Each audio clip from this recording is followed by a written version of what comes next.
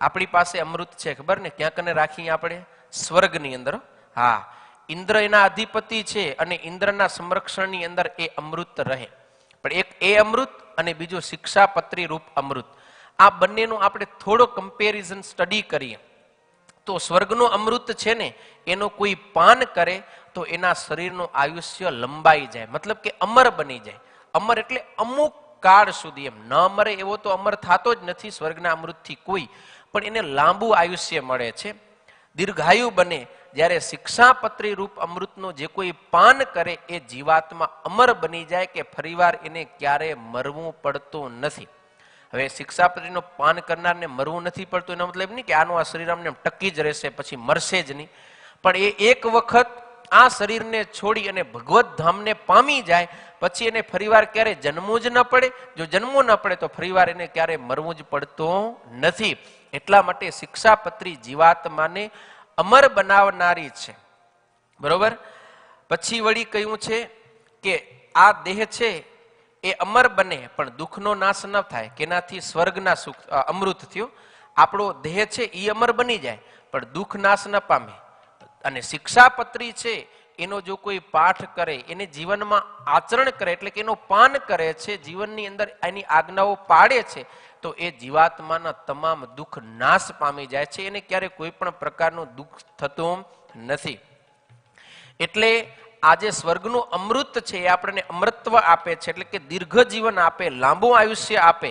પણ આ શિક્ષાપત્રી છે ને એ તો આપણને શું આપે છે? અભયત્વ આપે છે. અને અભયત્વ વિનાનું અમરત્વ એ એક પ્રકારનો અભિશાપ છે.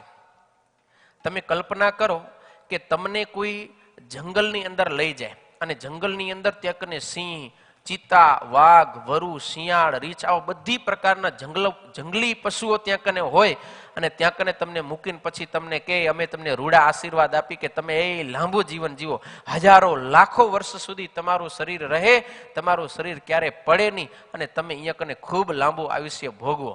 કેની વચ્ચે? સિંહ, ચિત્તા, વાઘ, વરુ, શિયાળ, દીપડાની વચ્ચે. તો એમણે આપણા ઉપર ઉપકાર કર્યો કે આપણને દુઃખમાં નાખ્યા. શું કર્યું? દુઃખમાં નાખ્યા.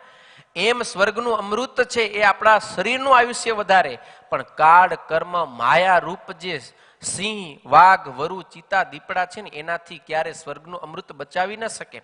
કારણ કે જે અમૃતના અધિપતિ ઇન્દ્ર છે એ પણ બ્રહ્માના એક દિવસની અંદર 14 વખત જન્મી અને મરી જાય છે. એટલે કે 14 ઇન્દ્ર રાજ કરી અને વયા જાય છે.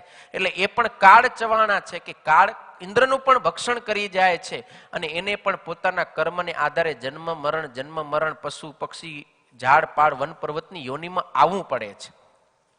તો સ્વર્ગનું અમૃત છે માત્ર ને માત્ર શરીરની આયુષ્યને જ વધારનારું છે, નથી તો આપણા દુઃખને નાશ કરનારું, નથી આપણા ભયને નાશ કરનારું. અને જ્યારે આ શિક્ષાપત્રી રૂપ અમૃત છે એ આપણને અમર બનાવનારું છે. એટલે ખાલી શરીરથી નહીં પણ જન્મ મરણ રૂપ જે સંસ્કૃતિ છે એને નાશ પમાડીને દિવ્ય દેહ, શરીરનો છે એની તો અવધિ આવશે એટલે પડી જશે, પણ ભગવત ધામમાં જઈ અને પછી જે દિવ્ય દેહ આવે છે ને એ દિવ્ય દેહનો ક્યારે અવધિ ખૂટતો નથી. એટલા માટે દિવ્ય શરીરથી આપણે અમર બની જઈએ છીએ કે ક્યારે આપણે મરવું પડતું નથી. બીજું કે આપણા સંપૂર્ણ દુઃખોને એ નાશ કરનારું અમૃત છે. કારણ કે જન્મ મરણ જ ટળી ગયા, સૌથી મોટો દુઃખ જ એ છે, એ જ ટળી ગયું એટલે સંપૂર્ણ દુઃખનો નાશ થયો.